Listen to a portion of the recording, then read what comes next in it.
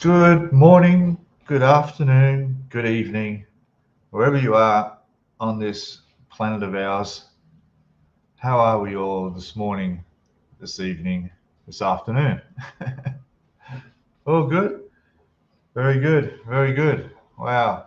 I've been having technical problems with my microphone.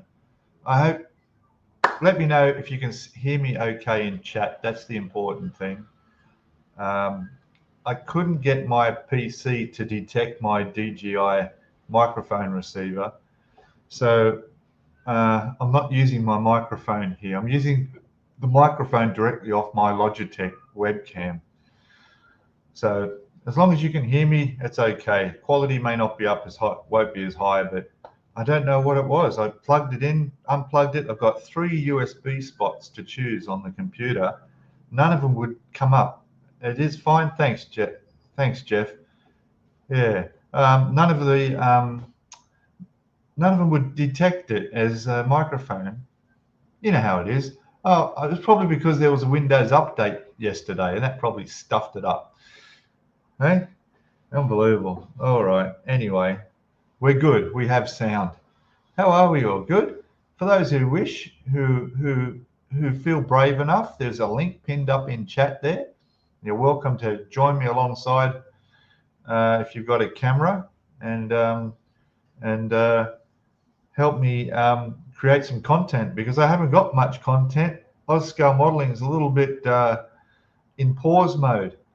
I haven't done much. I haven't done anything. I haven't done anything. I'm sorry to say. The tank is as it has been for the past few weeks. I've just been so much going on here. You would know from last week when I did the video. You know, we went for the walk and saw all the floods, and well, the floods are over now. Now we have another problem here, which is mud. But then the mud is not so much a problem now. It's turned into the dust. So the mud has turned into dust, and it's really bad out there. People slipping in the mud on their motorbikes and wearing masks again because of the pollution from the mud. It's terrible. But anyway, I've just been doing so much for that. There's a big volunteer relief effort happening in a couple of days at one of the temples I'm going to go down to, where they're asking for volunteers who can carry stuff or drive a truck or whatever. They're getting donations from all over the world and everywhere, all over the country, mattresses, food, water, blankets, things like that. And we're going to all meet up there and deliver this to all the people that need it. Because down south, and I'm not talking far, like between 20 and 40 minutes drive just south of the city here, there are people still underwater. And on top of that, there's no water being pumped from the water supply. So you got no water on your taps, although ours is back on, but very limited. And there's some places still don't have power. So it's quite crazy. Okay, so I'm going to, like I said, it's one of those things, you know, I start raving on about stuff, and when I come on in the first place, I'm thinking, what am I going to talk about? So let's go through. We got Jeff's there. Hello, Jeff. Welcome, buddy. We got Jim there. Hello, Jim. Good to see you there, mate. Welcome from Chicago. Who else we got? I got a mate. I was just thinking of you, Jeff. I got a mate who lives in Texas. He's a big football fan. We made a bet. What's the team that's playing? Oklahoma and someone else, and I bet Oklahoma won. Maybe you already got a heads up. Did they win? Did I win my 500 baht? I don't know. There he is down there. We're going to Colonel Klutz. It is. Okay, here he comes. G'day, mate. How are you? Hello, and hello to everyone out there. How are you, Peter? I saw your video earlier today. You did. Oh, fantastic. Which one? Oh, the one where you drove through Chiang Mai around where you live. Yeah, showing all the big cleanup mess they're going to deal with now. Yeah, it's pretty bad. There's still a lot of work to go. Definitely, and they got to get into it quicker too, because the stuff's starting to stink and go off and start to become a health hazard. Yeah, definitely. Yeah, that can definitely and flies can spread it. insects landing on the rancid food. Oh, for sure. Mosquitoes will probably come out. It's not good. And the water becomes toxic too. It just sits there and goes. There was a guy who took an aerial shot who has a drone of just down south where there's areas that's still underwater because there's nowhere to drain for it to drain off, and the water's now black. Could you imagine? It's black. Man. Yeah. And these people, this is through their homes and properties and businesses, and you've got no choice. You've got to walk through this stuff. You've got to get out and get your supplies, and or where they can, they'll just have to abandon their house. Has running water been restored to most of the community? Most of it, yes, but it's still off and on. We're lucky that we live in a big condo here and we have storage tanks. So we lost ours for about almost 2 full days.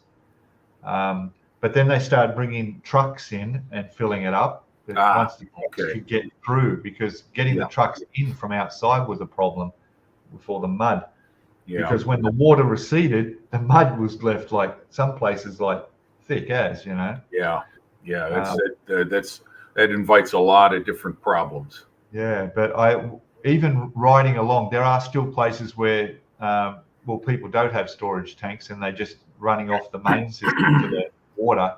And if it's cut off, it's cut off, and all you've got is brooms to just brush the stuff out. That's all you can. I saw that as you were going through the area. I could see what you mean by people were just simply having to use what they could to push the mud away from their sidewalks, their buildings, and everything. Did all that debris that built up around the bridge, did that finally get cleared away? Well, it's still there, but it's down at the water level now, so it's not up high. Some of it, a lot of it hasn't washed away. It's still all down, just lower now, and it's just created like a bit of an island. So I don't know what the Thai people what the locals are going to do. If they're going the government and the infrastructure is probably just swamped with work to do. They, you were just talking about volunteering. I'm sure they're probably trying to, looking for all the help they can get to cover the innumerable details that have to be taken care of in the wake of this. There's more important stuff than dredging and cleaning up the river at the moment when they got it in the streets and the homes. Right, exactly. Yeah. You got to get rid of that trash and that rubbish, because that will, like you said, that will cause problems big time for the population. Yeah, and one thing I also mentioned in that video, which is still true, is that since we had the flood, it hasn't rained. Like, it's literally not rained for 5 days straight. Not even a small shower to help wash the stuff off the roads and stuff. It's just dry, and all that dry mud is through the traffic that's coming through now, and people are getting out more. Is just getting kicked up in dust. That's why, like you said, people are wearing masks. Yeah. You don't want to breathe that stuff in, especially if you've got some kind of respiratory ailments that could possibly inflame it or whatever. But I'm glad you're okay. I'm glad your community is starting to get back up on its feet, and it's things like this you realize just how unimportant modeling is. And it's going to take weeks and weeks for this cleanup and everything to get done. I mean, if you watch the video, it's like you're walking through, you're riding through a city that looks like it's been bombed. Because all the stuff just everywhere on the streets, just everybody's got no choice. You got to bring it out of your homes and businesses and dump it on the sidewalk. I rode around the bike for an hour or two yesterday, and the whole time I was out, I only saw about 2 or 3 garbage trucks going around collecting stuff. They need more. They need the army or someone to come in. Right. Ask for volunteers with trucks, companies that have trucks. Even scoops or loaders that can just pick up the garbage, dump it right into a dump truck, and get it the hell out of there. That's the most important thing, is remove it. You see, all those garbage bags that are piled up, they're all rotting. Right? You can't pick them up by hand anymore and dump them in a truck. You need to be scooping that shit up. Right. They need like bulldozers to go down the side of those roads and just scoop the whole lot up and dump, and then put it all in the back of trucks, because You know, Well, they it's got the same thing going on in Florida and in North Carolina. I mean, Florida just got ripped apart by another hurricane that moved through across the state from the Gulf Coast across Florida out to the Atlantic, right. and it's just hell down there. They're dealing with a lot of standing water, and it's it's just a mess. And North Carolina is like, there's some areas that were just literally wiped off the map. Yeah. Yeah. They had to evacuate like 7 million people. Yes, that was a state order in Florida. They weren't messing around. They made it an order, and they couldn't afford to have anybody play crusty old tough guy. I've been through a million hurricanes, and I'm going to stay here through this one too. Well, okay, we hope you find your body then. Yeah. From what I heard, it was pretty bad. I mean, I didn't see too much film footage on it, but from what I've seen in the aftermath, it looked like it was a very nasty storm, as bad as the one that hit. I'm running out of. I can't even remember the names of all these storms. They're coming so fast. Yeah. It's like Yeah. Well, Chet's got a good point. He's got a good point. There's a modeling chat. Okay. All right. Well, what's everybody building out there? It's a modeling chat. What's everyone building out there? Let's hear the chat. Yeah, see what you're doing. Yeah, because we know you're temporarily suspended for a time with your stuff right now, Peter.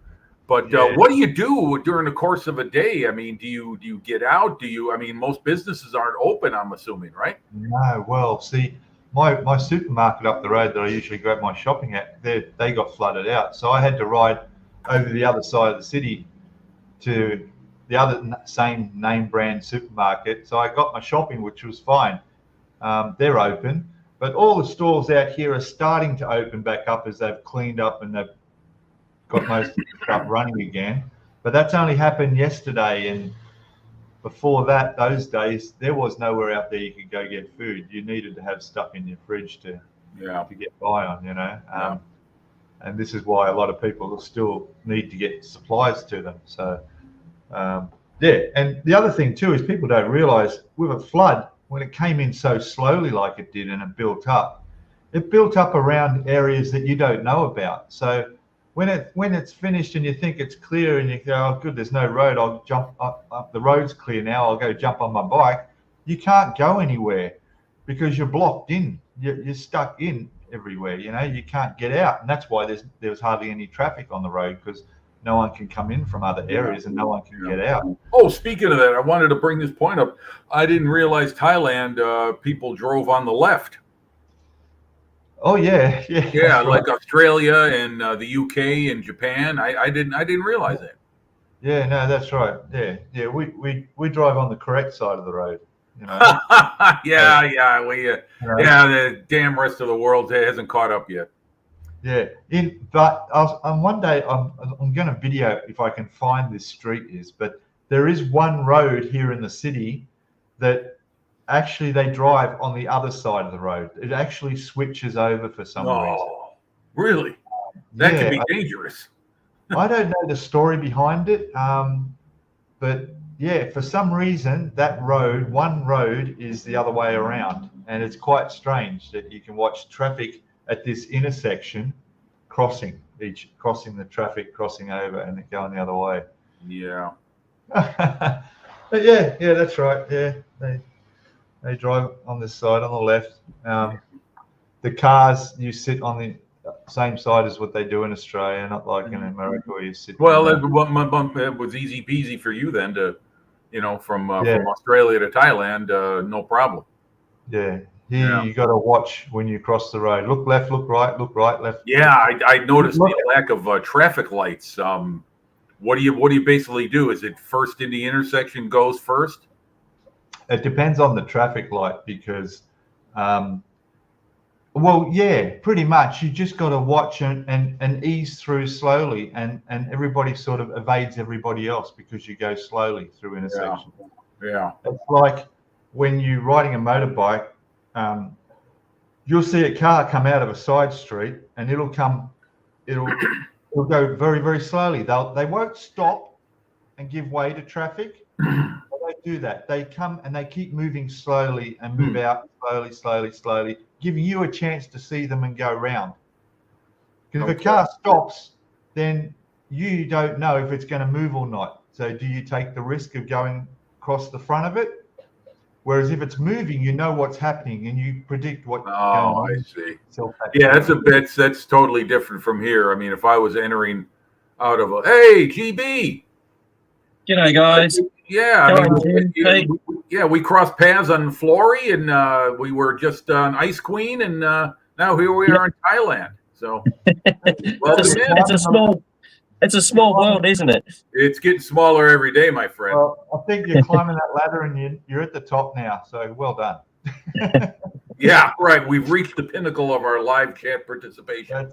That's it. Yes. You're famous now from here on. Get your autographs all sorted out. You know? I don't know, Pete. I reckon you're famous. How's everything? Draining out there. Is it getting better there, or? It's going to take a while, but it's quite a mess. And it's funny when you say, like, I am getting a bit of a name for myself over here with the live streaming and the video channel over here. There are about six guys here that are regular live streaming in this city, around the city, and we communicate, most of us, with each other. And two of them that I know of have had their houses flooded out, waist deep in water, and a few others. And we do communicate. And when you get out there and you start walking and riding around and stuff like that, people do recognize you, and they start. It's quite funny. People come up and say, hey, I know you. Or you get a strange look from someone and they're not sure, so they won't say anything. But looking at, they see you from across the road, and they just sort of, oh yeah, they give you that second look, Yeah. I have to start wearing dark sunglasses and a baseball cap, and guys. Did you end up losing power there, or? Yes. Oh, power. No, the power stayed on, which was good. I did lose the internet for almost a full day. Right. Yeah, the connection through here went offline. That's why I missed the live stream, and I went to my phone that last week. That's right. And we did a walk around because I'd lost the fiber in the apartment here. But we did for a few days, a couple of days. So we know Pete's been swimming. What have you been up to, Jim?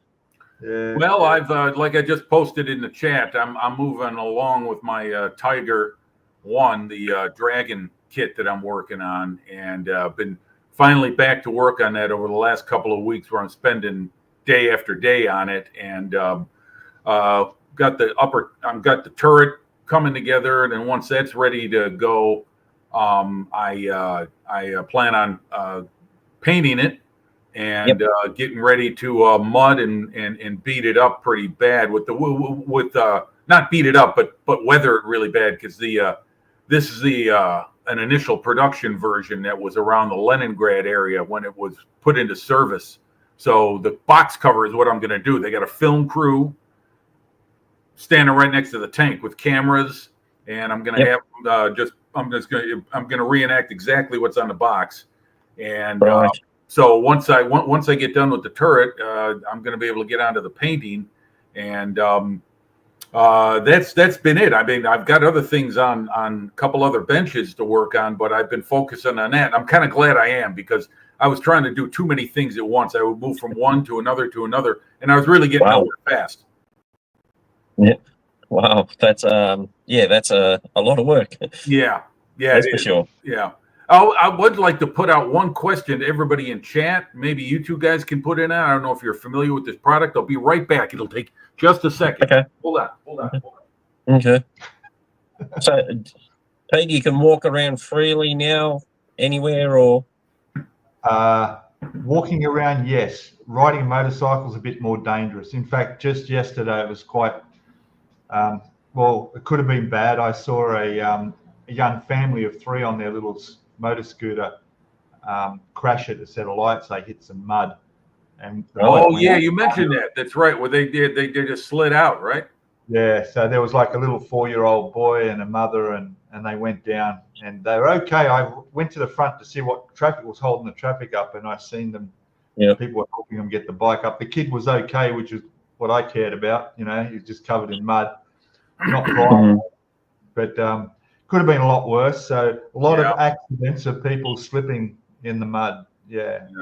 Well, I tell you what, you get any kind of road rash, you damn well better clean that out with a lot of, whatever you can get, water, alcohol, soap, water. I know it'll burn like hell. Yeah. You can't have that toxic mud get into your blood, man. That could be dangerous. Yeah. So anyway, this is the product that I'm talking about. Let's see if I can get it up to the camera. Oh, there we go. You see that? Called Mr. Metal Primer. Yeah. And it's a fluid, and it stinks to all hell too. It's like all to be damned. But it's meant to be used on photo etch and anything metal like aluminum, photo etch. A lot of armor modelers use it, and it's like it's supposed to prepare and coat the parts so that when paint goes on them, it adheres. Now the problem I've been having, and that's why I want to put it out there for everybody in chat, is that with this stuff, when I put it on and I let it dry for at least 12 hours, sometimes a full day, it doesn't seem to be doing its job. And I don't want to blame the product and say it's this that's no good, because a lot of people use it. That's why I bought it. In fact, Uncle Night Shift himself, Martin Kovac, used it, and that's where I decided to get it from. Anyway, what I'm saying is that maybe there's something else. Maybe there's something I'm doing wrong, but it seems like the paint just comes off real easy whether I use this stuff or not. So maybe somebody in the chat's experienced with this stuff, maybe Jet or somebody else who does a lot of armor modeling and works with photo etch. And you follow people on YouTube using it from step to step? I haven't actually seen anyone apply it. All I've seen is people say, this is what I put on my photo etch, and then I let it dry, and then it's safe to paint, and the paint will adhere. Because I've tried sanding the photo etch to score it, to give it a grip, and it still comes off.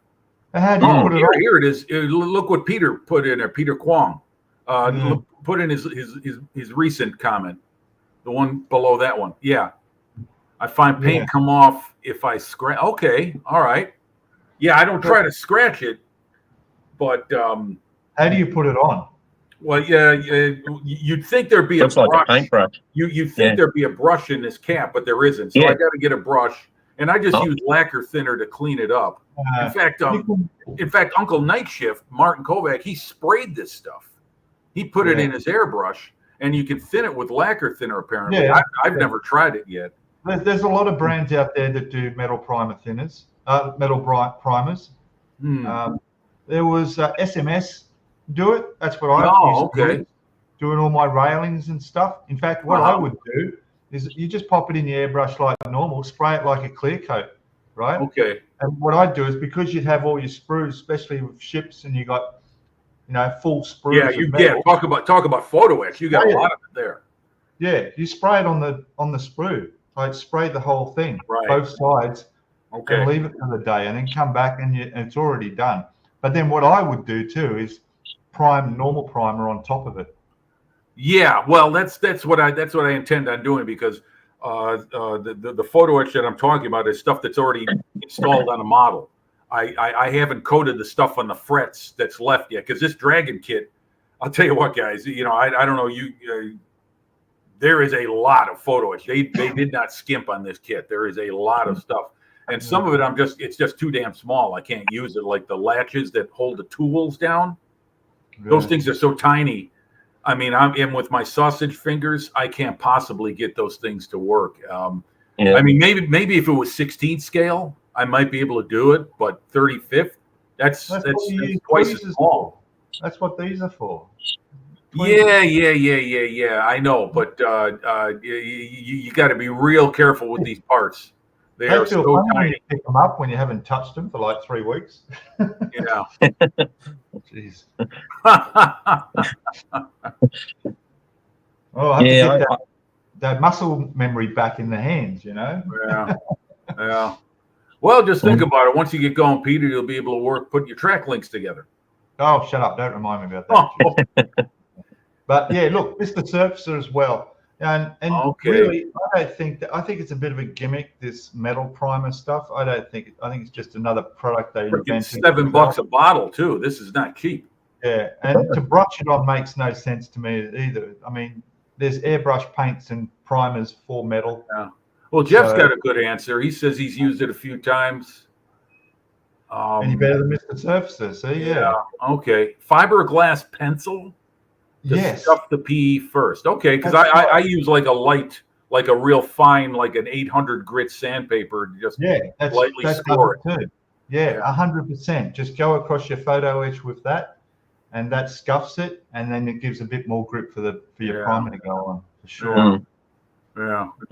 I can't say, Jim, because I haven't used that product, so I really can't voice my opinion on. Well, do you build mostly like motorcycles and automobiles, GB? Yeah, Formula Ones, Okay. but have got this Enterprise 1/200 scale Enterprise, which Right, has that's right. I was going to ask with the motorcycles and cars, is there some photo etch, very minimal, Yes. or a lot? Yeah, there are with the bikes and Formula Ones. You can buy the upgrades yeah. for them, which come with more photo edge for sure. So yeah, Okay. Yeah, because I but was metal parts that stay metal, aren't they? Really, you know. yeah. And I mean, with the Enterprise one, I've decided on what kit upgrade kit what I'm going for, and that comes with about 14 sheets of. you're going with the Pontos kit. yeah. Yes, I'm going with the Pontos. Yep. Okay, all right, that's good. I've heard That comes with about 14 sheets of photo edge, so that's going to be fun. Yeah. I saw Nigel's modeling bench. He bought 2 photo etch detail sets for that Enterprise. KA. Yeah. He's got them both. It's like, Mister, how are you going to use all of that and be able to live the rest of your life? I mean, my God. Yeah, and some of it stuff. you don't use. Some of it, if you're using the PE set, you're actually not going to use the actual box set itself, and then you're not using PE from this set. You probably could build another boat with all the extra parts you're going to have left over. Yeah, And it's when you have to spend so much money to buy the 2 full kits of photo etch when you're really going to have a hell of a lot left over. That's Yeah, well, I guess if you plan on building more 1/200 scale American carriers, I suppose you could use a lot of that stuff. Has maybe 2 or 3 parts that are missing in the other one, and you take those bits from that, but then you've got all that other stuff left over. It's like, well, I've got a plan. So like, I make up the photo edge part first. If I stuff it, I know I can go to the plastic one instead of throwing out the plastic one in the bin. Yeah. You know, you mentioned that, GB. It's funny that I know a guy who's building a Dora, what's it called? Dora kits. Dora models. They're a Ukrainian manufacturer. They make a lot of good aircraft models. Very good. But what he noticed is that he's building a particular model, and that there's bombs in there, just general purpose, iron bombs from World War II. And the fins only the bomb fins only come in photo etch. They don't give you a plastic alternative. So they're kind of fiddly, and they take a lot of work to form. And I asked him, I said, why don't you use the plastic? He said, a lot of these Ukrainian manufacturers like MiniArt and other guys, there's Hibbo. Hey, Hibbo.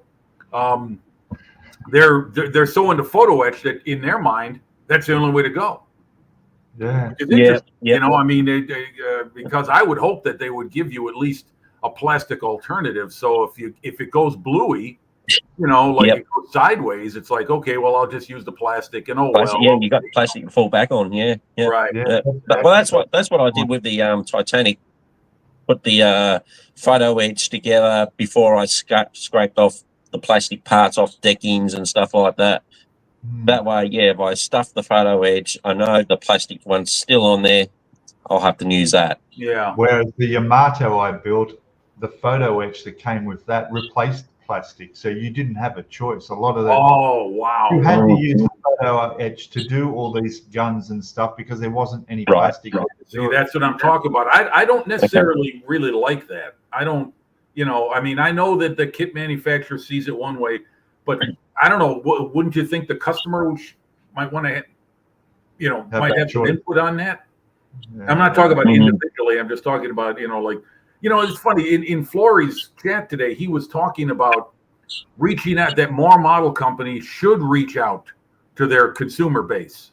Like Edward, when they introduced those new decals back in 2020, paint companies when they reintroduce, when they reformulate their paints. Some do. Vallejo does. MIG does. But what was the other one? Oh yeah, he was talking about Arma Hobby. They've got a new tool maker. In other words, the people who make their molds is a new firm from what they used to have, and their P39 Aerocobra, the new kit, is the first one, and they're kind of taking a hit on that because it's got a few flaws, but they did own up to it in their newsletter, which you can find on their website. It explains exactly what happened and kind of what, some of the clumsy, some of the transitional problems that occurred. I guess it's inevitable. I don't know, but they owned up to it. It's not like they just put it out and then didn't say anything. But I get what Flory's talking about. I think that more companies should reach out to customers. Yeah, but I think they do. It's just that you're not chosen for the survey. They do surveys of like 10 people. 7 people say that's a great product, and they go, right, let's what I was thinking, Peter, is like a YouTube thing where they post a video.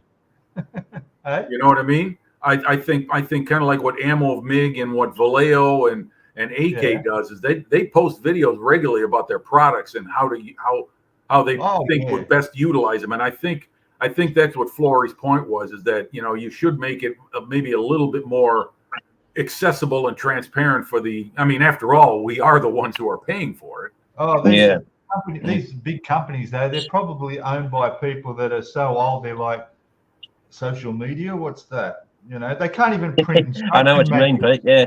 Can't even. Well, I don't know. I think that plays a big part in the market now. It influences people on choices, on quality, on product. Website lately? I'm sorry.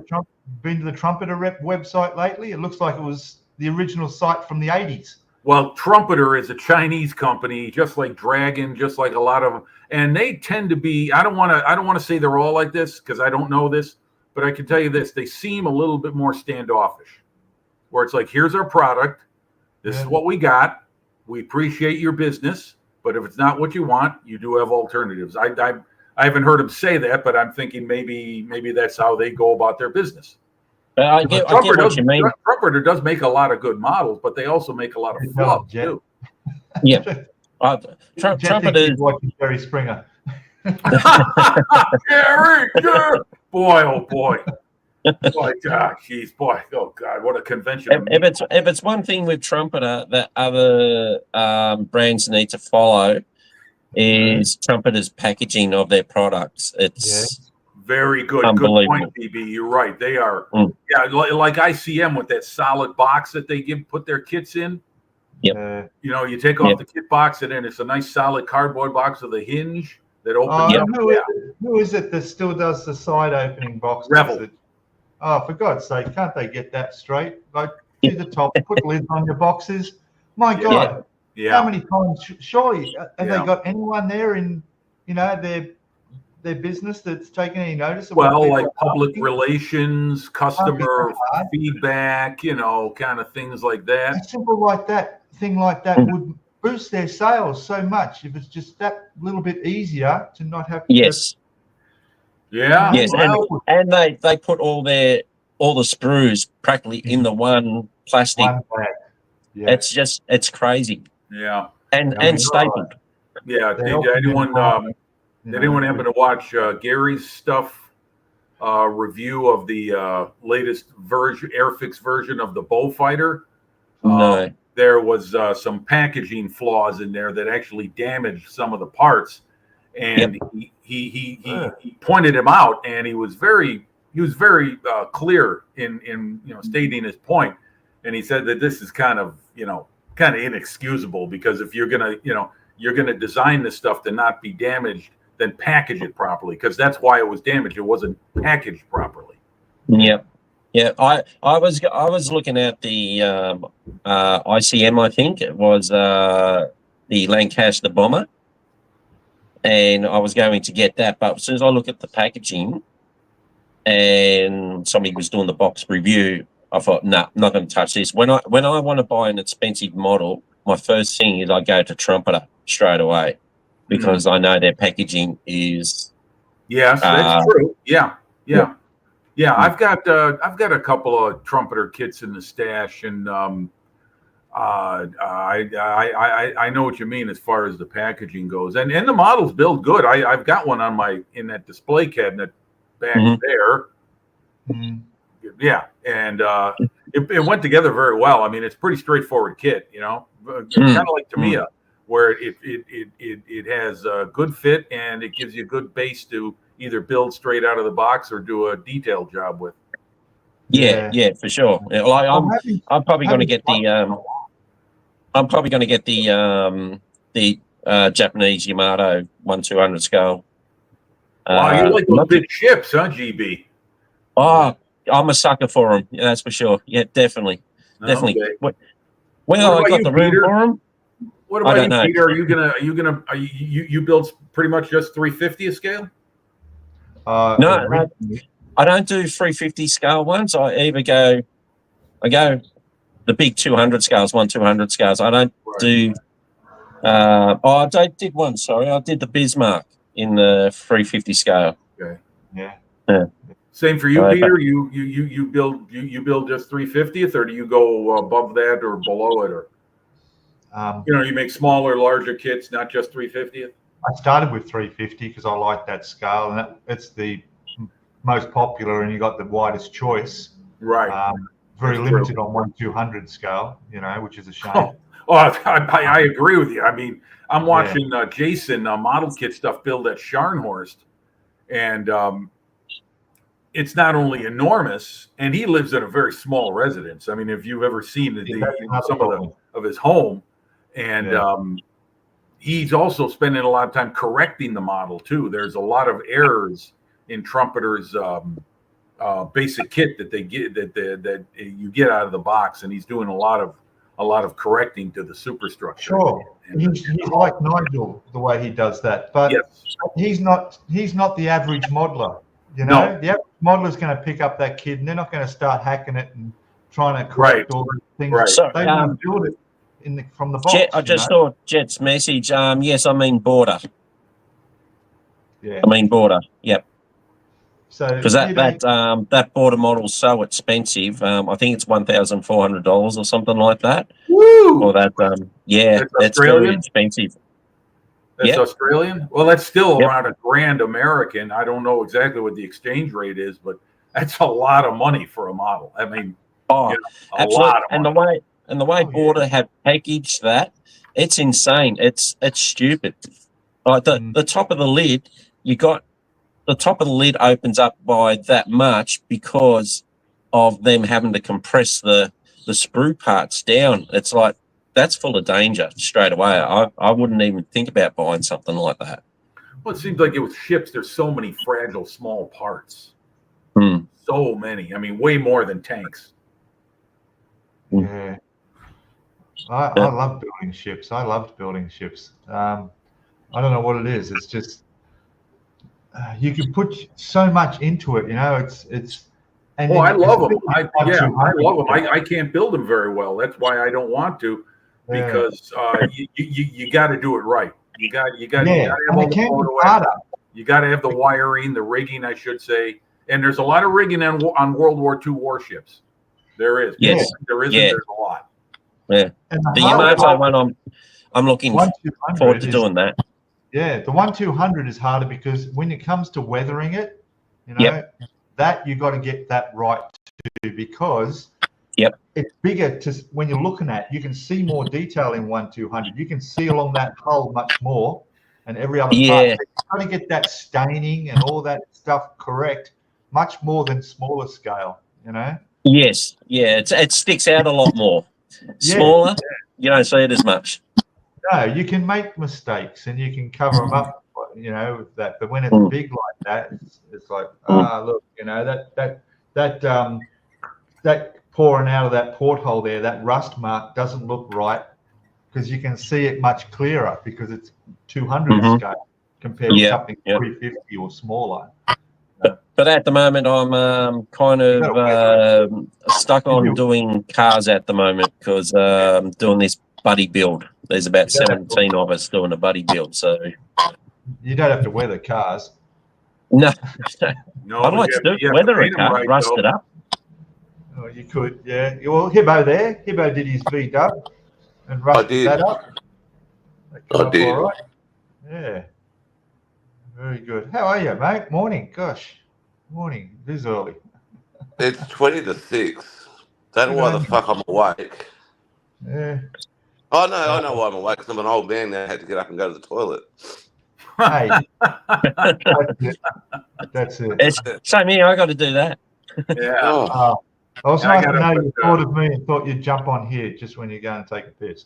Yeah. No, I was actually giving birth to you, mate. I did good shit. Yeah. Mate, what's going on? You're not replying to my messages. I'm trying to send you money and you won't take it. On what message? What are you sending it on?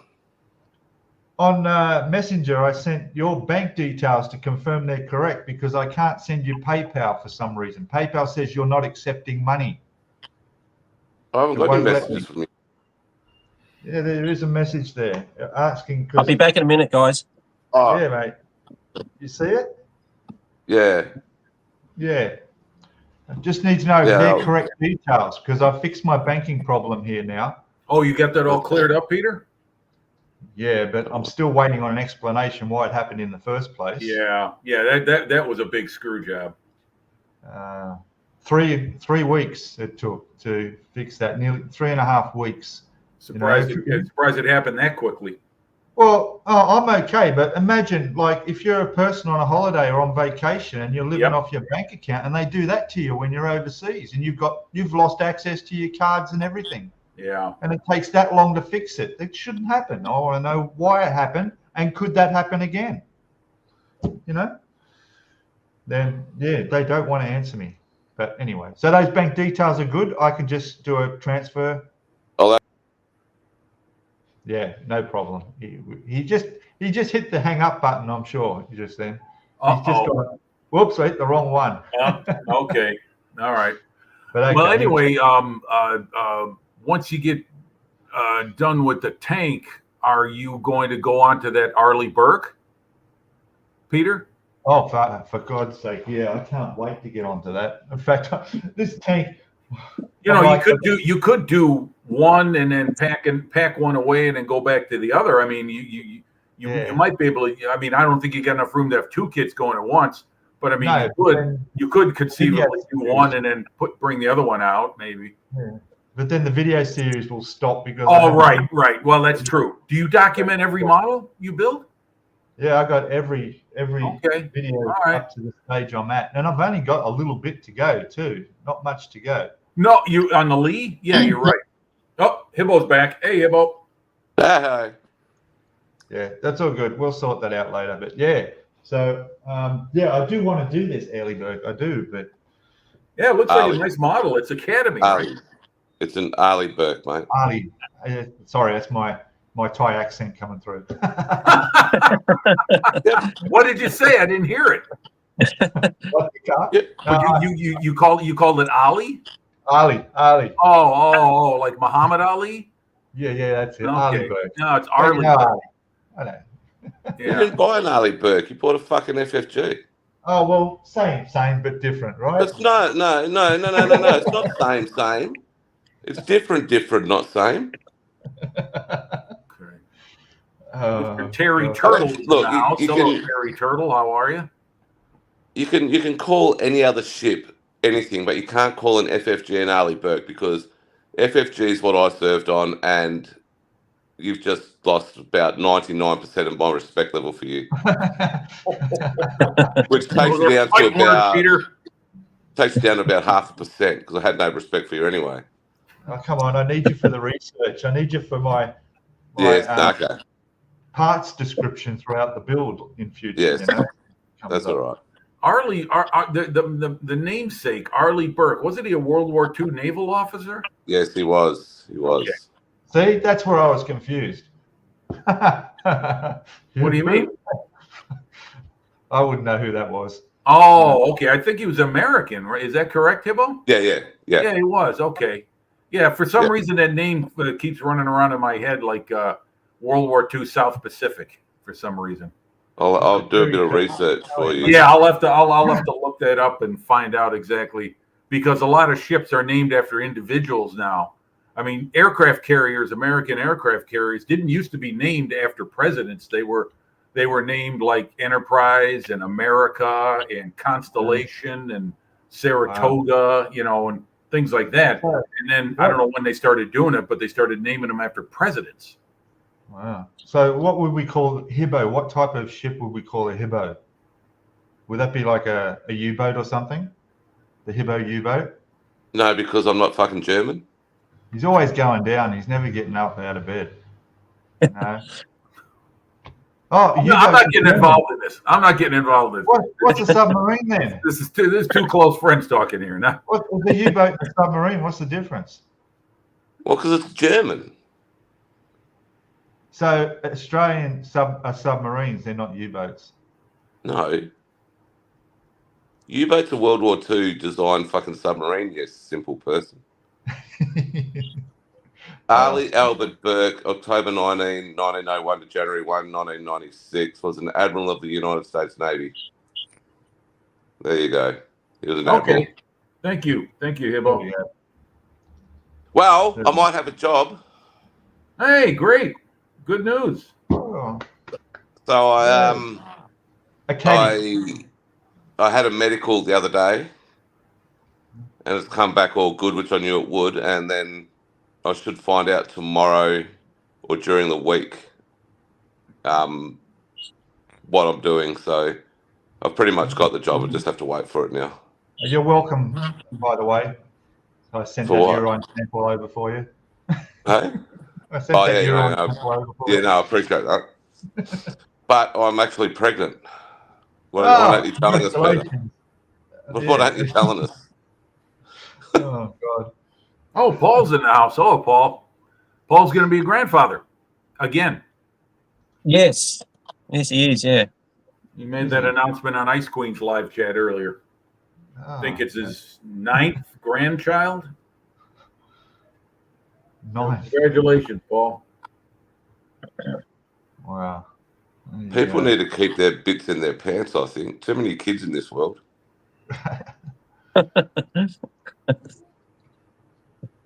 Yeah, the way it's going, they'll have no world to live in. Yeah, well. We're getting wiped out by natural disasters.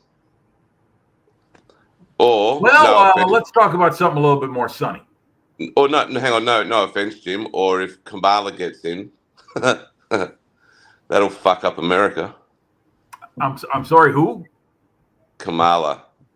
Mrs. Harris. Well, we'll see what happens. I mean, it's the way it's looking. I don't think that's going to occur, but I'm no prognosticator, especially when it comes to politics.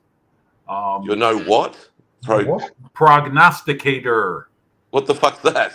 That is someone who makes calls on what's something like a football game. I think like your NRL game last weekend. I'll take Brisbane and whatever. Gambling is so big in America. It is huge. Yeah. It is a massive market, and everything has a number or a wager on it. I mean, everything. So, sports is certainly where it starts. But I mean, I'm sure there's probably odds in the election. There's probably something going on in Vegas somewhere on it. Oh, there would be. We'd have it here. We'd have books on what's going to happen in America with the election. Yeah. Well, I think Jet's got it right. No politics. Okay, so we'll go to something else. You know what I hate, and just small politic thing, is when you're on YouTube and you go, and you go and look at a Trump thing or some election thing, just have a quick look, and see what's happening and get an update, and then you go, right, that's enough. And then for the next week, what's YouTube suggesting? All this friggin' political shit at you all the time. It's like, I only watched a video for 5 minutes. Yeah. It doesn't mean I'm suddenly interested in that subject. Yeah. Don't start well, it's not only that, Peter. It's not only what you visit. It's also what you say, because Big Brother is listening. is watching. Yeah. And you know, it's your computer, it's your television, it's your phone. They're all listening. I have said things to people in phone conversations, and then all of a sudden I start getting products emailed and ads on YouTube, particular to that subject matter I was speaking to someone on the phone with. Yeah, and you obviously don't want a wig. You don't want a wig, do you? And yet they keep sending you the stuff, don't they? It's just, Well, when you go to those, you go to like Temu and Ari Express or AliExpress or whatever that is called. If you order once, you are and until you start making the effort to unsubscribe, you're going to get bombarded with emails. And yet I will not be sent other modeling channels I haven't watched. Very rarely, a subject that I watch most of, and you would rarely get advertising and stuff about modeling. So why is that? Yeah, that's interesting. Sometimes it's hard to find other modelers out there. You're searching for something different. There could be someone out there that's got 200,000 subscribers that you're just not getting the opportunity to see. Yeah, because YouTube doesn't think that. YouTube thinks that you don't want to see that when you. Yeah, it's all based on algorithms. I didn't know what that word. I never heard that word until I started watching YouTube, and then I didn't know what the hell it was, and then I looked it up, and it's like, okay, so If AI was any good, it could build my tank for me. And then you got AI. Then you got AI too. Which is scary shit. It is. Whatever technological breakthrough you see, someone is going to use it for a nefarious purpose, inevitably. From what I've seen, AI. Can you stop using big words, Jim? Sorry, Evo. It's not even 6 o'clock, mate. AI right now is a bigger threat to our future. You say that, Hibbo. I remember my late brother used to tell me that all the time. He says, Jim, why don't you just say what everyone else says? Can you just use layman's terms? It's like I was playing golf with a bloke a couple of weeks ago, and we were talking about politics, and he said something about a misandrist. And I said, what? He said, misandry. I said, what the fuck's misandry? He said, it's the equivalent of misogynist, but for the female. Oh, jeez. Okay. So we're talking about Anthony Albanese and how he bows down to the female fucking population of Australia, and it's like he's just a massive misandrist. And I'm like, what? Well, I don't even know what you're talking about, mate. But after he said that, I agreed with him. But but talking about what we're talking about, me and my mum were talking about slow cookers because she wants to buy a slow cooker. And we didn't even search for anything on the phones or anything, but she rang me the next day and said, I have got about 6 ads come up on Facebook that are all about slow cookers. There you go. It's scary, man. Big Brother is alive and well in the 21st century. George Orwell. It's an eerie feeling, that's for sure. Yeah, it is. It is. Kind of in a way. And then after a while, the worst thing is when you realize you're used to it. And it's like, it's kind of like sleeping on a bad mattress. After a while, your back feels okay. It's maybe not the best thing in the world, Yeah. Most of us here who have grown up in an era before home PCs and mobile phones. Yeah. We know what it was like before, and it's... Well, Jet brings up an interesting point. You got the comment on screen. I guess this creator thinks many experts are exaggerating its power and peril, and he wants to... Well, maybe so, but it's kind of easy to be cynical in a world where you have scams literally every corner. In fact, I've got on my phone, my carrier, T-Mobile, they loaded something called Scam Alert as an app, and it's automatically installed on a phone. So now all these calls, which used to just come up as numbers, all says scam likely, scam likely, scam likely. And I've also disciplined myself to never pick up the phone if it's just a number. If there's no contact name with it, I let it ring. But sometimes these things block messages and emails and things that you're waiting on that are important, that it makes mistakes about, You've got to check your junk mail. Unfortunately, you still have to scan through your junk mail because there's stuff there that you've missed that You talk about your spam folder, you mean? Yeah, and your spam folder. Yeah, because sometimes stuff does get Yeah, sometimes stuff does get sent there in error. I've had that happen. Yeah. I don't see any models being built with the help of AI by manufacturers. See, surely there's something there that could probably help out. Maybe it is in the design side of things, and when they're designing models. Well, ICM's got that feature on their channel where they show a model come together digitally. The parts.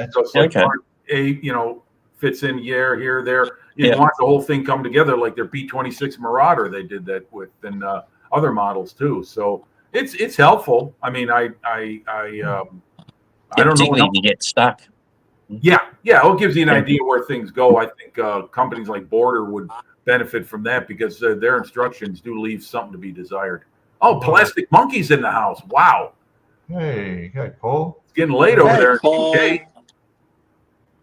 Well, at least AI doesn't need to eat, because if AI has to eat, that's true. Then I'm glad that I hope that it doesn't develop a taste for us.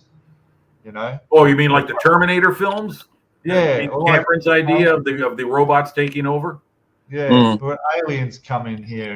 There's a great picture of this robot arm with its hand out with a human skull. I think the aliens would just move on to another planet. They'd look at us and say, nothing going on here.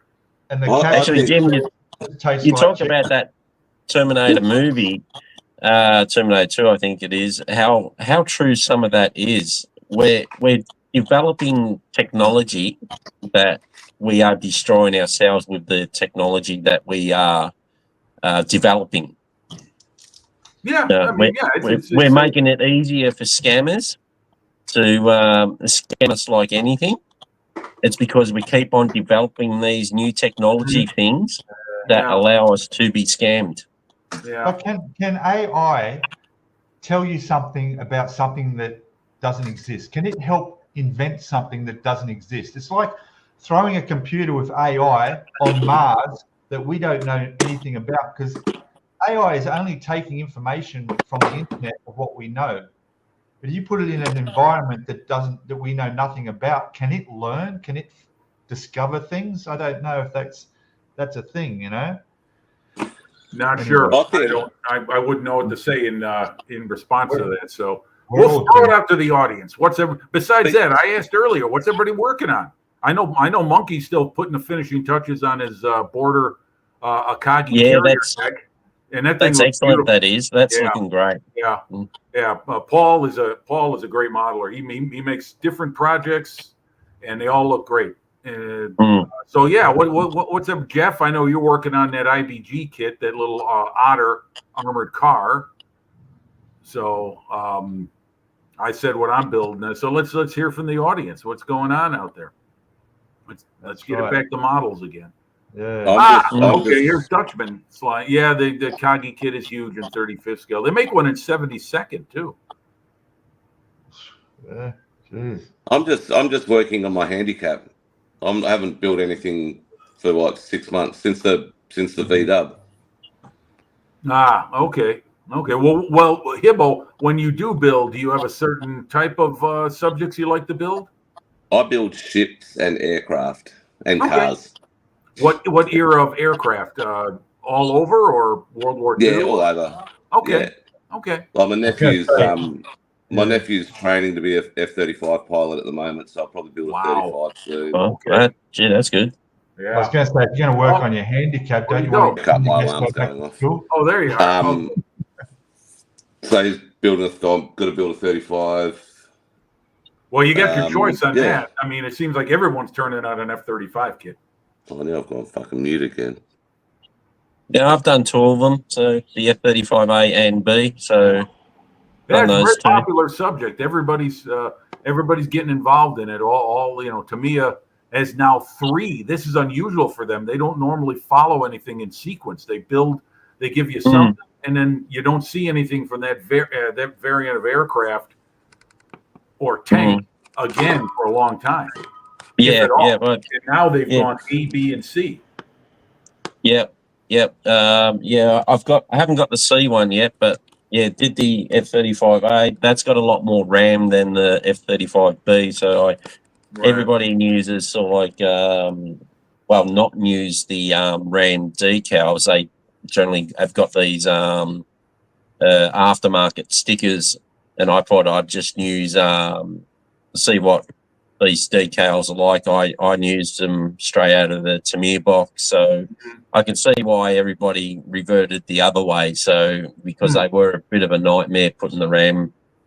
Yeah, that Ram tape looks like it's really involved a lot of stuff. Where'd Hibbo go? Oh, he's coming back. Oh, there he is. Okay. Well, hey guys, I got to move on. I got to make dinner. So it's Three Stooges time. So I got to get upstairs and get with the mates and watch three idiots that make me look smart. I think that's why I watch them, because they make me look smart. I feel better about myself after watching the Three Stooges.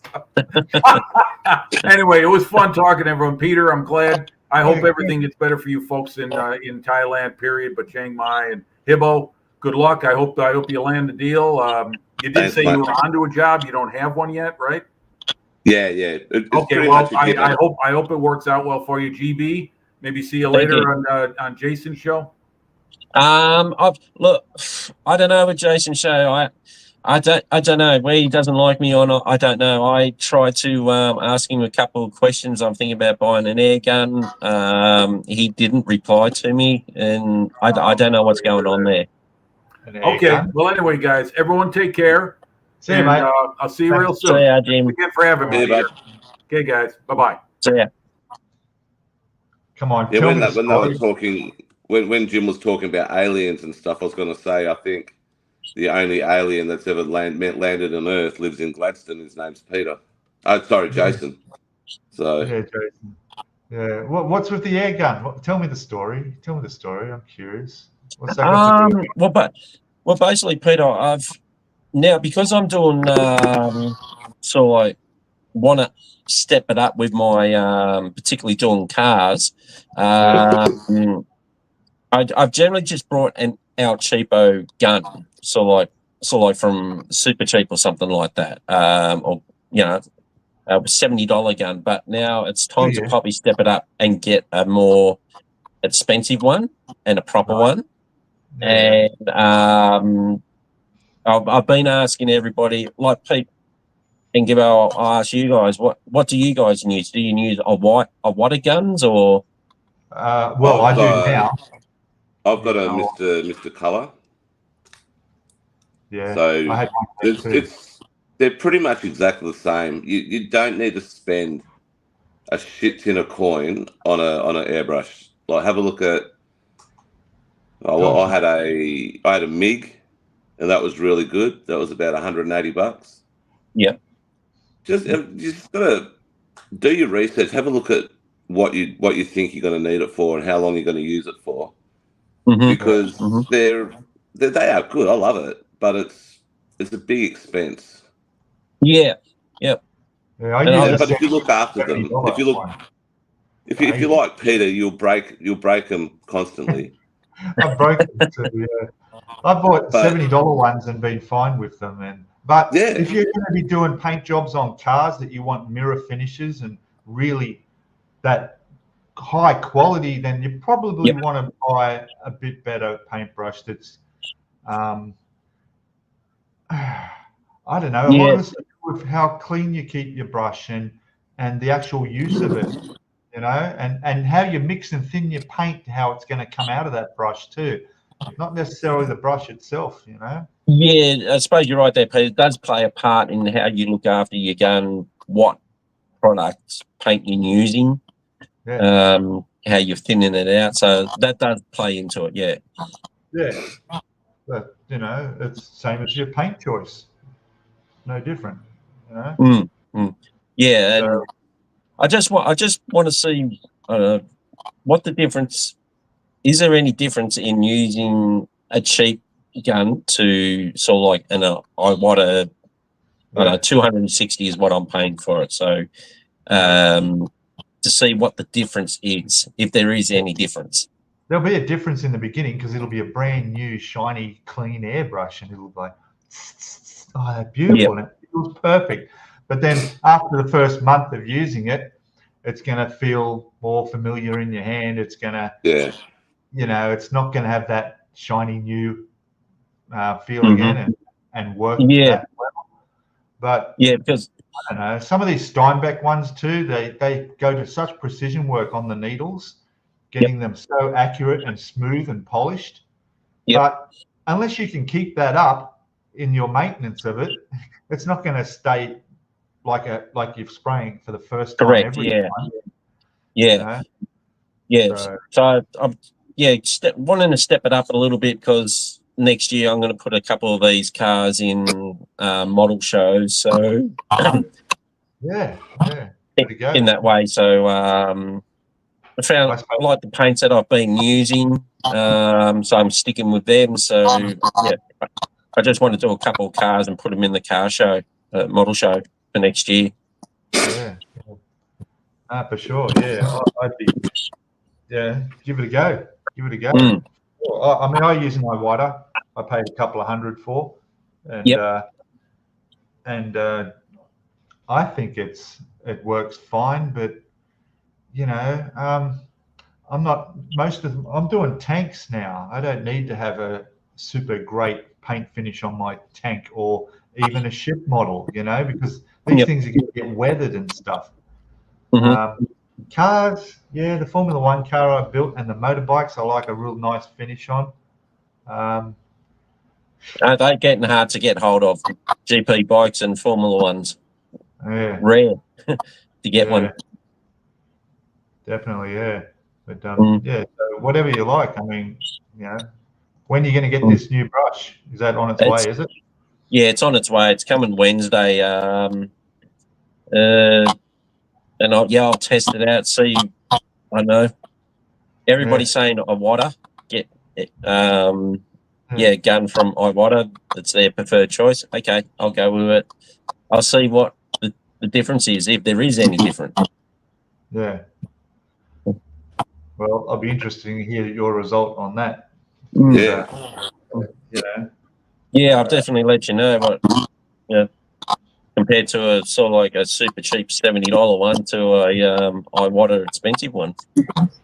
Yeah, the cheap ones are probably a little bit heavier. I've noticed. Like there was one I used. I don't remember what it's called, but it was $70, I think, and came with 2 needles, but it was quite heavy. But I don't know. Yeah, people with a lot more experience probably have different results on their airbrushes. You know, they've been modeling for years, airbrushing for years. I'll probably use that once it comes. I'll probably use that $70 super cheap one. I'll probably use it for water only. So when I finish polishing my cars or bikes, I spray the polish that's left on there, dried on there. I'll just spray with water. So I'll use that gun, just spraying with water to get the polish out. Yeah, and it's a backup anyway. So In fact, just be fastidious with your cleaning. Like if you like me, I don't clean my gun all the time. But I mean, I haven't for ages, haven't used it. But I find that the trigger sticks if I don't clean it properly or clean it all the time. So I'll run through like an airbrush cleaner, but then I'll just leave it. I won't take it apart and clean the needle properly or all the other bits inside. So if you're spending that sort of coin, you want to make sure you're looking after it properly. True. Yeah. Like if I'm using it, so like do a paint job, then I'm using it so like an hour later, I generally don't clean it out thoroughly, because you are going to be using it an hour. So it's a pain in the ass pulling it apart. Yeah. And putting it all back together. Yeah. Oh yeah. I won't pull mine up, do a full breakdown and clean unless I know I'm not going to touch it for a week or something. On the other things. Unlike Ron, who will do it as soon as he picks it up, he'll spray one thing for like 2 seconds, he'll pull it all apart and give it a proper clean.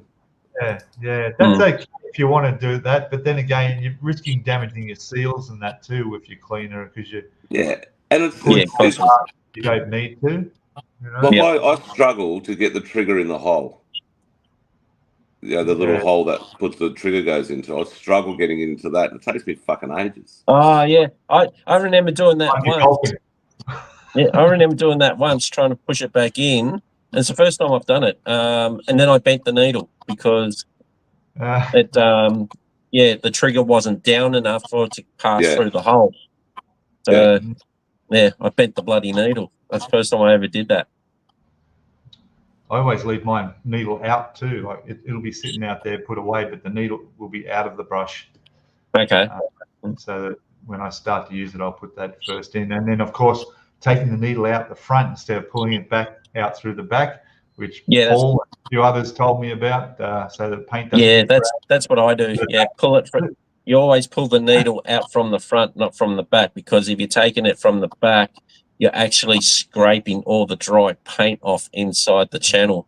Yeah. So the difference with that, because you're getting the Iwata one, is that you'll have to take not only the front little bit off, but the nozzle will have to come off as well, because all that is a different setup to the cheaper brushes. Oh, is it? Pull it all that out, yeah. Because you can get a special tool for that to take it off at the front, can't you, Peter? I think so. Yeah. Okay. Good. And I also found that I can't remember the brand of the one I had beforehand, but the needles were exactly fit the same size as the ones for the Iwata. So instead of paying $40-50 for a needle like spare, or if you have break one or bend one of the cheaper ones which I was using, they're only about $15-20, and they fit the other airbrush as well. So, right. It doesn't make any difference in the spraying either. It still works just the same. Yep. Yeah, for sure. Yeah. But I'll give it a test out Wednesday when it rocks up. That's the one. Jet. The Proton Boy is the one I had before. Yeah. Okay. Very good one too. Yeah, 0.2. Yeah. Anyway, yeah, and so cool. Yeah. Oh, it's like the thinners and stuff, and putting that through. I try to use. It's expensive using your paint thinners to clean your airbrush. So yeah, the super cheap acrylic thinner you buy in the big tins. Yeah, that's what I buy. I buy sort of like an all-purpose 3-liter thinners to clean the brush out with. You don't want to be using your Tamiya good one and stuff like that. You end up having shares in the industry. Yeah, exactly. Yeah. Put that through. Yeah. Oh well, gosh, what else? What's Jet talking about there? Lacquer thinner after using it.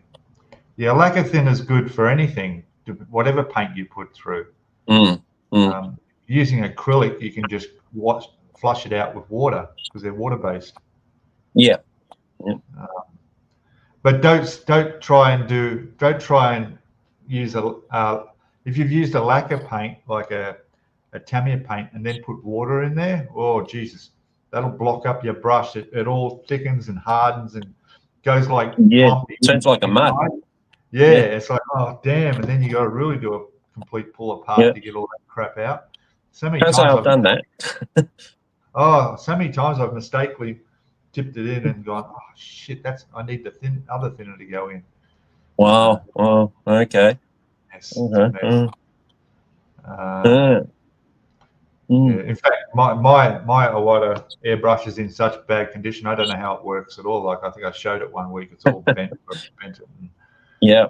They're probably going to end up having like a special brush for doing 2K. I'll leave it set up.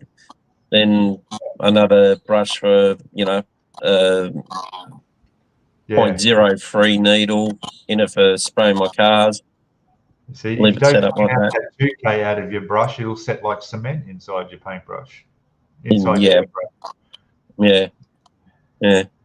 True. Well, I don't use the SMS 2K anymore. I don't like using that one. Yeah. It's just so sticky, that SMS one. Yes, I think I remember. Yeah. That's what I started using. Yep. before I swapped over to the old outlaw paints, which I had a great time with. I love the outlaw paints; they're great stuff. I can't say I've used outlaw paints yet. Maybe I'll use it. You haven't used them, really? No, never used outlaw paints. Buy yourself a bottle, you'd be pleasantly surprised. Yeah. It's really the biggest thing about the biggest thing about the brand is the fact that you don't have to mix thinners with it. It's pre-mixed. That's the big bonus with that, with SMS, with any other brand that's straight out of the bottle paint. That just saves you so much work and frustration and getting the mixes right. Oh, yeah. Getting it to come out. I mean, you can put not enough thinner in there and you get it spraying out patchy and not a smooth spray out of your airbrush. But with the outlaw paints and any pre-mixed acrylic lacquer, you just put them in and spray it, and you don't have to worry about any of that stuff. And getting a 60-40 mix right, and making sure it's the consistency of milk and all that for you. Well, I use Pro Scale paints. These ones. Yeah. And they're pretty what I use. Yeah. Don't need any thinners for those or anything like that, and great colours as well. Yeah. And now, of course, over here I can't get hold of any of that stuff now, so I'm back onto Tamiya paints here. And Mr. Hobby, Tamiya and Mr. Hobby is what I use. Preferably Mr. Hobby. They tend to have more paint to thinner in it, and it just goes on a little bit better. So did you hear what's happening over in I think it's Canada? How they're banning rattle cans over there from Tamiya. Oh, are they? Yeah. Why? I'm not too sure what the reason is. Is it graffiti? There's too many graffiti people there buying Tamiya rattle cans. I don't know. That's why they keep them in cages here. Any rattle can paints for any purpose. Keep it under lock and key for graffiti. I think it's got something to do with in the can that they're not happy about, so they're banning them. Maybe it's some climate thing too. Maybe it's got CFCs or whatever it is that comes from spray could be. It's, a lot of people are not happy. Well, they're not happy, but let's just say probably their model shops are going to be a lot busier selling air compressors. Or it's another discouragement for the hobby industry because less people are going to buy models for their kids if now they've got to invest in a compressor and airbrush. Because a paintbrush is not nowhere near the best option for model building. I mean, you can't build a model ship with a paintbrush. Come on. No, you can't. You can't paint a car like you're doing with a paintbrush.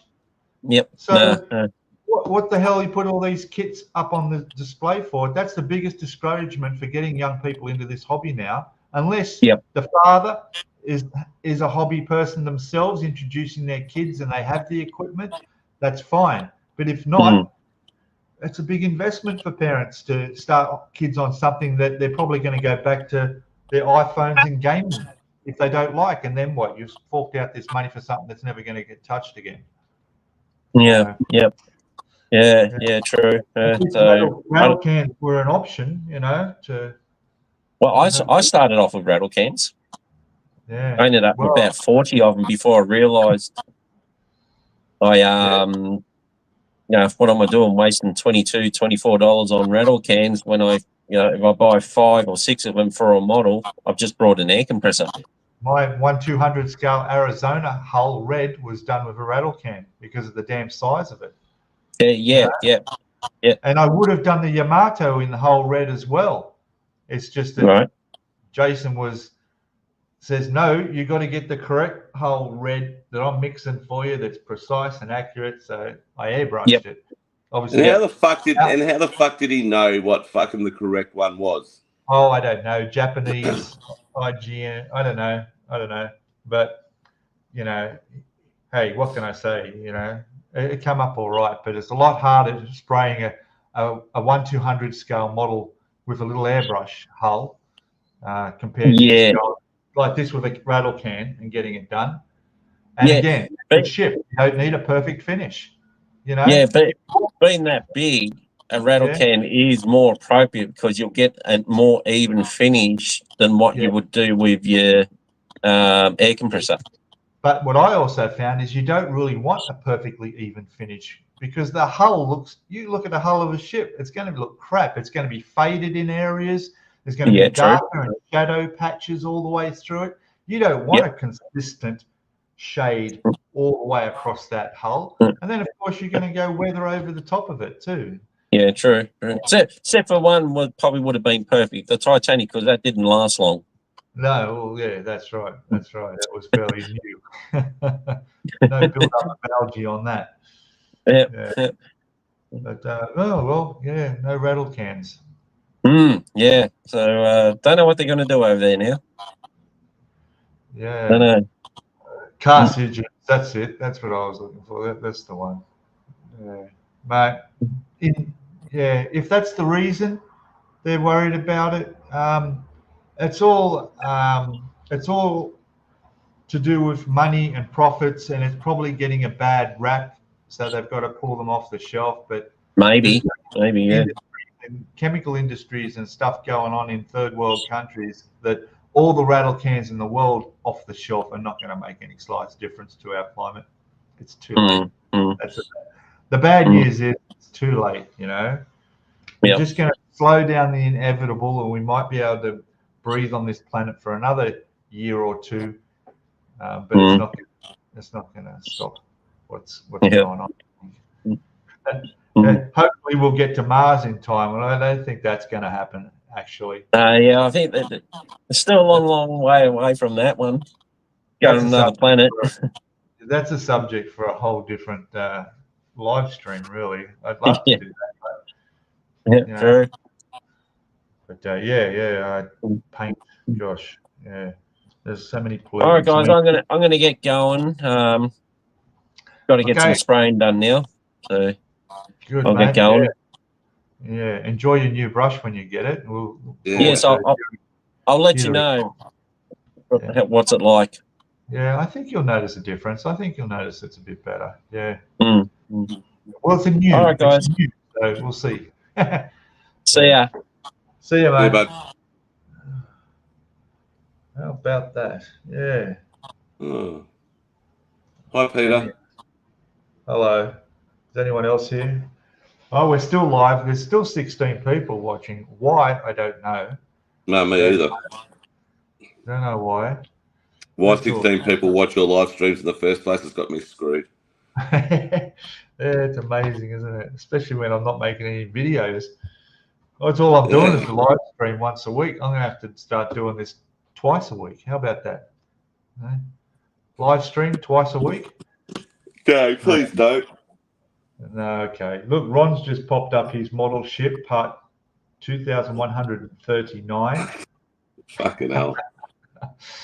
Hey, there we go. There's Moreton Bay Modeling there. How are you guys? How are you, mate? There's only one of you. Sorry. Yeah. Jet says, because we love you. Oh, that's good. Thank you. I appreciate that. You know, without you guys, well, you know, I'd be working on my other channel, wouldn't I? Without us, mate, you'd be living back in Australia on the fucking streets. That's right. That's right. You know, the income from my channel here is probably buying my meals every dinner, you know, covering my Netflix subscription. Good on yous. You know, buying my latest technology stuff. God, it's freaking ridiculous what happened with that bank account of mine. I can't believe it. Just suddenly one day, I just log in and I go, rightio, here we go. I'll try and transfer money from one to another. And suddenly it worked. I'm like, wow. And I go in and there's a message. Your accounts have been restored by such and such department. Give it 3 working days for the activation to work. And new cards will be sent to your address on file. That's the next mess up. because I bet you they'll send them to my address in Sydney, even though they have my address here. So we'll see if the new cards come here. But I want an explanation. I want to know why that happened. You won't get one. That account, I think you've got for me, is my Suncorp account. It is? Yeah, I think so. Yeah. 117's the end of the BSB number, so that's usually, I think that's the Suncorp one. Why do you have a Suncorp account? It's Why Queensland. not? It's a Queensland bank. Yeah, they're everywhere. Oh, okay. That's all right. Well, if you got one, you don't live in fucking Queensland? Well, I did. That's why when I got one. Oh, you haven't for a long time. Yeah, I know. No, well, then shut up. I just.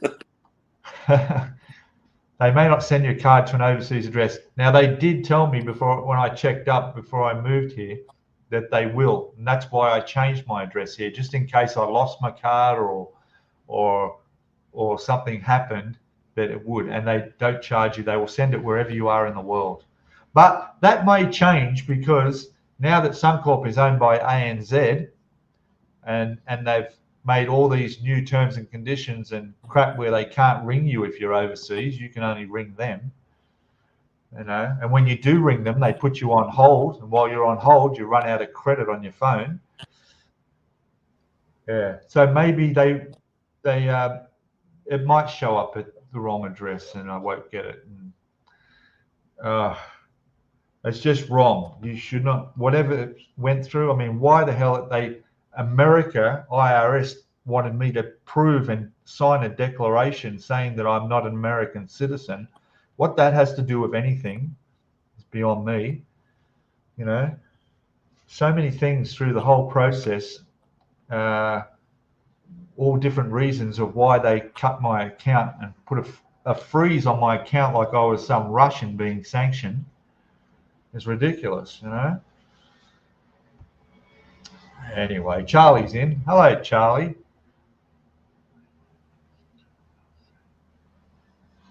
Touring Oz soon. Really? Okay. What else we got?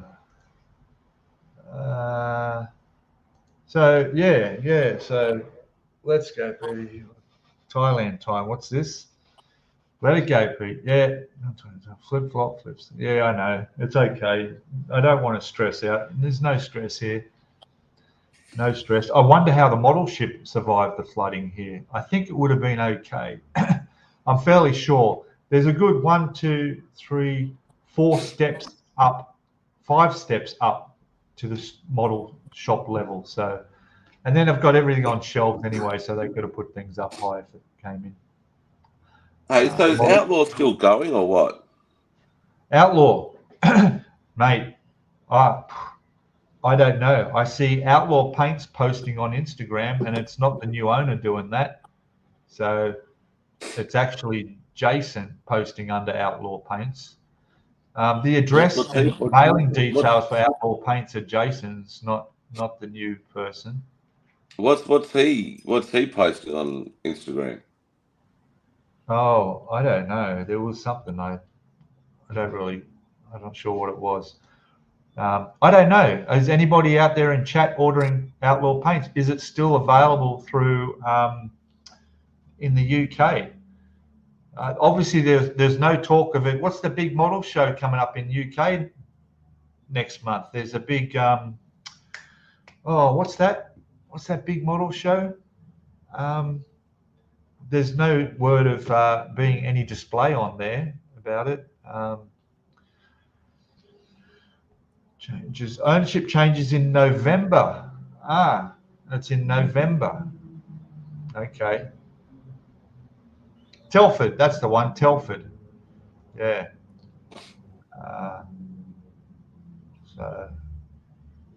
Yeah. Anyway, mate. No matter what, as far as in my opinion, it's a good product, and I've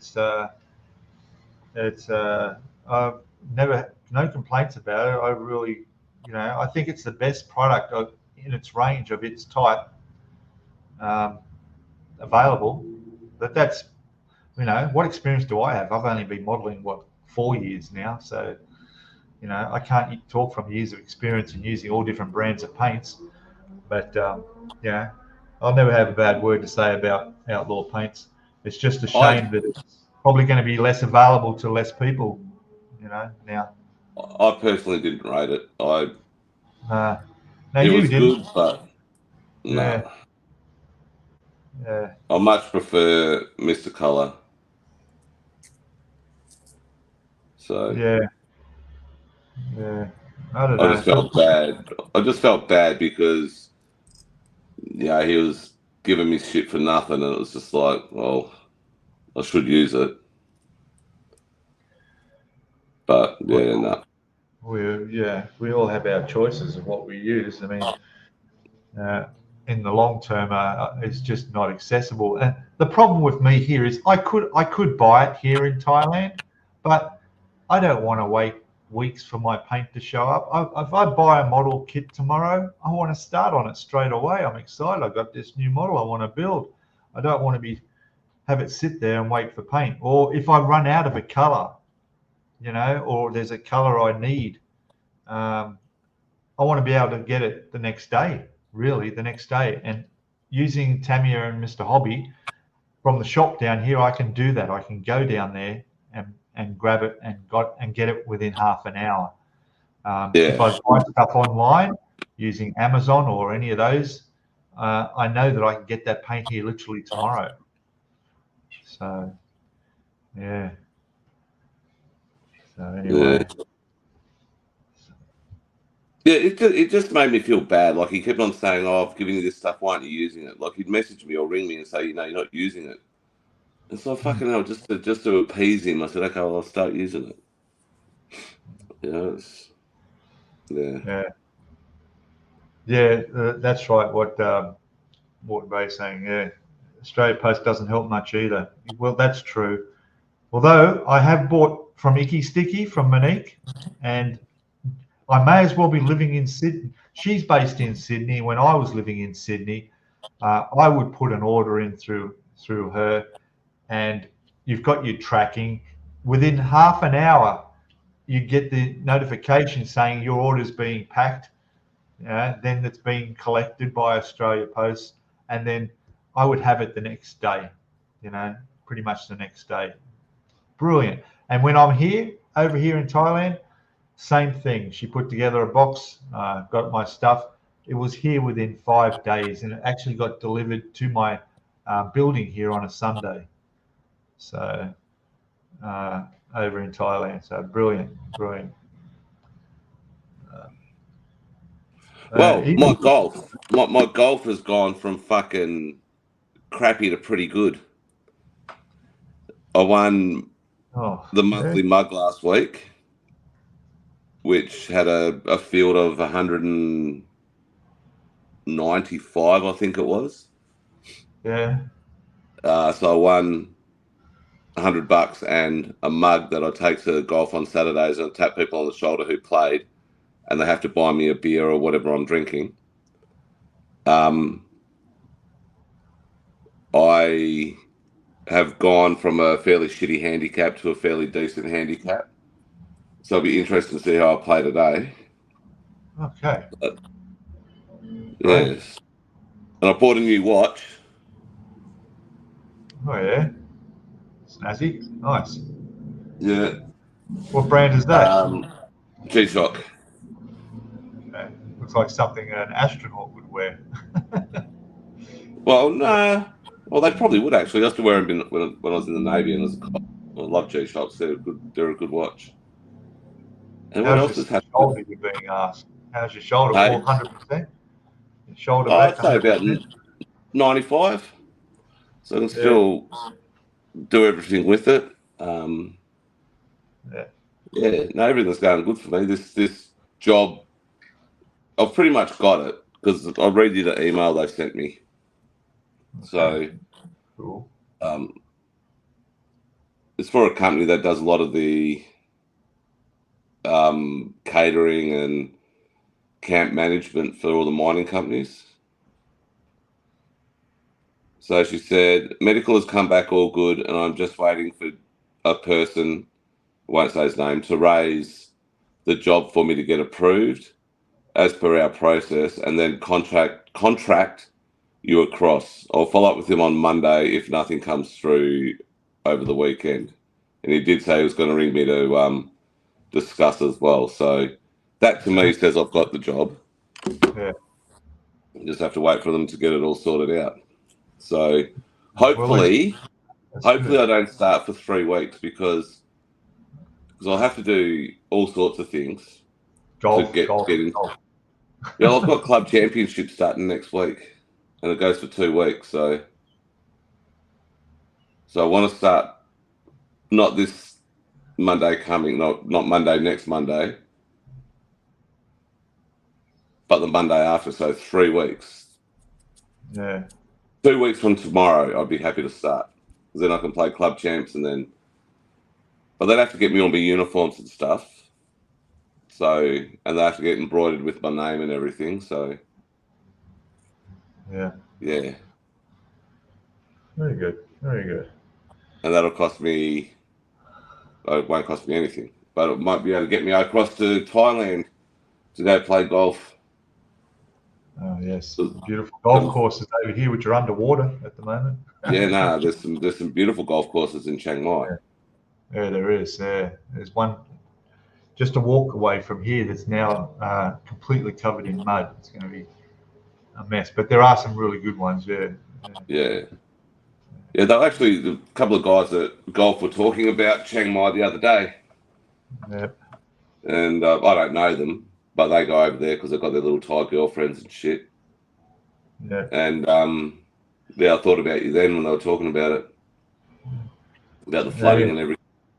When you play golf, the cost of your round includes a compulsory caddy. Yeah.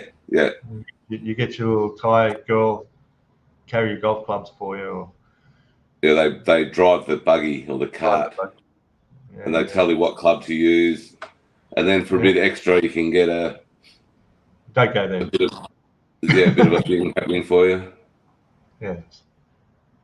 It's good. I mean, if that's all cash for them. They don't. Obviously, the golf club doesn't know who's doing it, but they know people are doing it. Yeah. So, yeah. But yeah, it's all right. Well, I'd like to go over there and play golf. Okay, you're going. Okay, I'm going too. Then I've got to go up and do some cleaning before. How's this thing on? I've said to Mum yesterday. I said, I've got a deal for you. She said, what? I said, you come up because I've got a rent inspection tomorrow. I said, you come over tomorrow while I'm at golf. You do some cleaning. I'll pay you $100. Bribery, yeah. Yeah, I'll pay you $100 and cook you a roast on Monday night. And she goes, sounds like a good. Yeah. Hey? You do this for every rent inspection, don't you? You get your mum over. Pretty much. Yeah. But then I said to her, yeah, so I'll do a bit of cleaning anyway. So pretty much there's not much to do. It's just a bit of a tidy up. So she'll get paid $100 and get a roast for doing fuck all. And you babysit the dog? No, a bit of golf. Oh, you do golf, right? Okay. Yeah. So, all right. Okay, I'm off. Well, goodbye to everybody in chat. Thank you all for watching, and do the same thing. And all right, I'm gonna work on the model today. Today, I promise. I'm gonna do something on this. I got to paint. I got to do some painting. Yeah, you've been saying that for weeks, mate. I know. I'm gonna do it. Promise. You'll see progress next week. All right, I'm gone. Where are we? Where's my favorite little tune? Exit live stream. There it is. Bye. Bye. Idiot.